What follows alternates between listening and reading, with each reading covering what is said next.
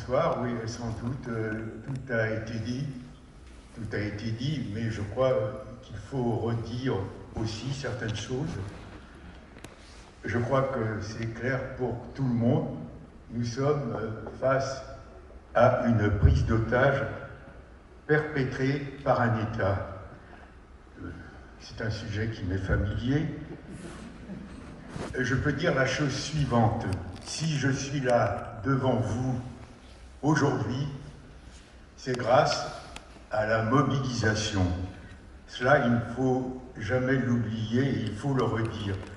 Mais il y a un élément aussi qu'il ne faut jamais perdre de vue.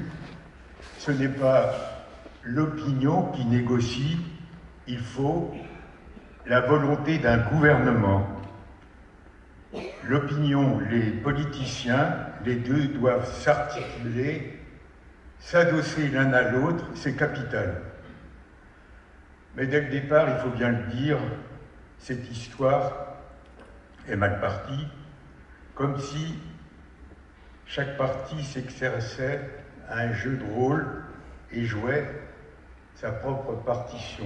Moi, j'ai eu personnellement l'impression de me trouver parfois devant deux casseurs d'assiettes, arrêtez-moi ou je fais un malheur. Depuis le début, nous avons le sentiment que Bois-Sansal est au cœur d'une querelle qui le dépasse.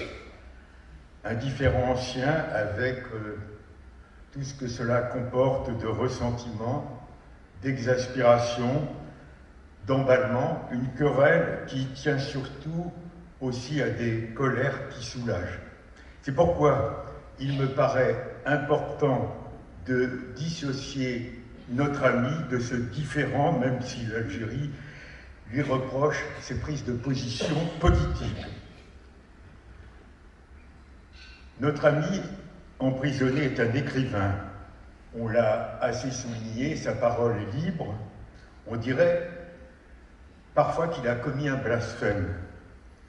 Ne le limitons pas à cet affrontement franco-algérien. Son œuvre montre qu'il s'est ouvert à bien d'autres mondes. La matière de ses livres est universelle et dépasse le particulier.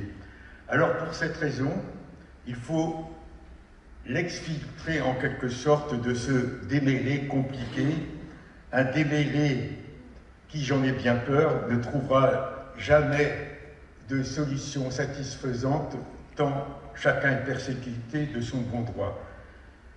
Précisément, l'affaire Boualem-Sansal n'est pas insoluble.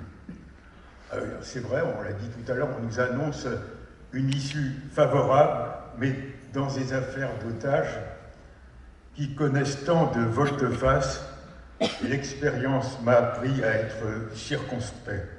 Je dis simplement, soyons vigilants, ne nous endormons pas sur de vagues promesses.